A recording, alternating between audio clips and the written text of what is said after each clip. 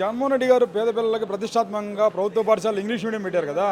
ఆ English medium ఎందుకు అంటున్నారు? ప్రతిపక్షాలు అటు చూస్తే యూట్యూబ్లో తన యాక్సెంట్ ఉంది, యూట్యూబ్లో చూస్తే ఇంగ్లీష్ వచ్చింది కానీ పవన్ కళ్యాణ్ అంటున్నాడు. సార్ ఇది మామూలుగా సాధారణంగా అందరూ ఎదుటి వాళ్ళని మేలు చేస్తుంటే అంటూనే ఉంటారు.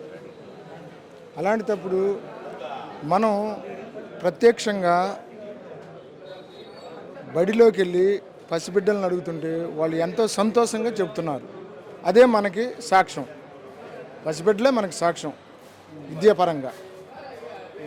కానీ విద్యకి చాలా పెద్ద పెద్ద వేశాడు జగన్మోహన్ రెడ్డి. గతంలో చంద్రబాబు నాయుడు ఏం చేశారంటారు? నేను చంద్రబాబు నాయుడు గారి గురించి చెప్పాలంటే అతని టైంలో అలా చేశాడు. దానికి మెరిట్గా మన జగన్మోహన్ రెడ్డి గారు చేస్తున్నాడు, మెప్పిస్తున్నాడు. ఇది ముఖ్యం. గతం నాస్తి. ఇప్పుడు ప్రజలు, పిల్లలు, వృద్ధులు మెచ్చుకుంటుంది జగన్మోహన్ రెడ్డి గారినే. దీంట్లో సందేహం లేదు. జగన్మోహన్ రెడ్డి గారు మెప్పిస్తున్నాడు ఇది అందరినీ. తప్పనిసరిగా అండి. కరోనా టైంలో కూడా జిడ్డంగంలో ఉన్న ఉప్పు చెన్నలు కూడా రైతుల దగ్గర నుంచి తెచ్చి పేద కుటుంబాలకు రేషన్ ద్వారాగా పంచాడు, బళ్ళ ద్వారాగా. అవి ఉడకబెట్టుకున్న తిన్న రోజులు కూడా ఉండే. వాళ్ళు కొంతమంది మర్చిపోయి ఉంటారు. ఇది నిజమా కాదా? మరి ఇప్పుడు ఈ కరోనా టైంలో ఇప్పుడు ఈ ప్రతిపక్ష పార్టీలన్నీ ఆ రోజు ఎక్కడ పోయినాయి? వాళ్ళు వచ్చారు, ఓట్లు అంటున్నారు, జనం వేస్తారంటారు. ఆ పార్టీలు ఓట్లు వెయ్యరండి, వెయ్యరు. పైకి షోయింగ్ చేసి పవన్ కళ్యాణ్, నారా చంద్రబాబు నాయుడు గారు ఇంకా చెప్పినా కూడా ఓట్లు పైన ఫ్యాను, కింద ఫ్యాను, గుద్దుడే గుద్దుడు. దీంట్లో సందేహం లేదు. గుద్దుడే గుద్దుడు అన్న వాళ్ళు గుద్దనేమంటున్నారు వాళ్ళు. ఎవరండి వాళ్ళు? అంటారు, ప్రతిపక్ష నాయకులు అంటానే ఉంటారు. కానీ ఎక్కడికి వెళ్ళిద్ది? హృదయంలోది ఎక్కడికి పోదండి. సరే ఒక మాట చెప్పు.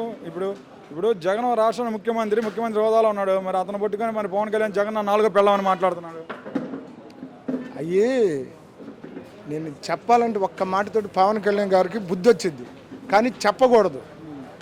సహజంగా అయ్యి రంగుల ప్రపంచం, బుల్లబుచ్చకాయ మాటలు, వైర్ల మీద లేసి 20 మందిని కొట్టే మాటలు. కానీ నిజంగా కొట్టలేడు. అవి ఉత్తర కుమారులు కోతలు. నిజంగా యుద్ధం చేసేవాళ్ళు వేరు, ఉత్తర కుమారుని కోతలు వేరు. అవన్నీ మనకి తెలుసుగా. ఇంక మనం ఏమి అనకూడదు. ఆయన బుద్ధి ఆయనకే రావాలి. మరి టీడీపీ, బీజేపీ, జనసేన కూటమి ఒక 5 కోట్ల ఆంధ్రుల ప్రజలు ఎదురు చూస్తున్నారు. 5 కోట్ల ఆంధ్రుల కళ నెరవేరింది, ఈసారి కూటమి గెలిచిద్ది అంటాడు పవన్ కళ్యాణ్. అంటారండి, వాళ్ళు అనుకుంటారు, నమ్మకమే. కానీ రేపు ఓట్లు వేసి ప్రజలు పవన్ కళ్యాణ్ గారికి జ్ఞానోదయం, జగన్ గారికి గెలుపు చేకూరుస్తారు.